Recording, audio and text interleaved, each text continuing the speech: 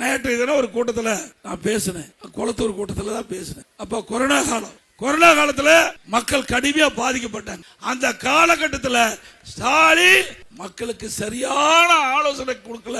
மக்களுக்கு ஓடோடி photo shoot எடுக்கிறாரு.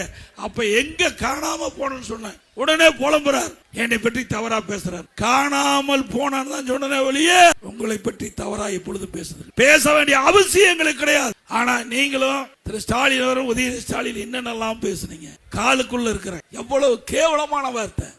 இதெல்லாம் ஏற்றுக்கொள்ள முடியுமா?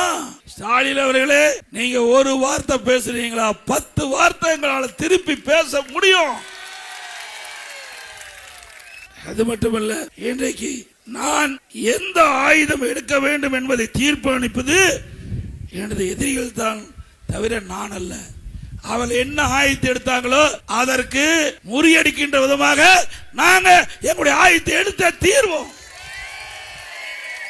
51 ஆண்டு கால என்னுடைய அரசியல் வாழ்க்கையில பொது மேடையிலேயோ பொது வெளியிலேயோ யாரை பற்றி விமர்சனம் பண்ணதே கிடையாது. ஆனா இன்றைக்கு இருக்கிற முதலமைச்சரும் துணை முதலமைச்சரும் வேண்டும் என்ற திட்டமிட்டு என்னை அவதூறாக பேசிக் கொண்டிருந்தால் நான் வேடிக்கை பார்த்துக்கிட்டு இருக்க மாட்டேன். அதுக்கு தகுந்த பதிலடியை உடனுக்குடன் கொடுப்பேன்.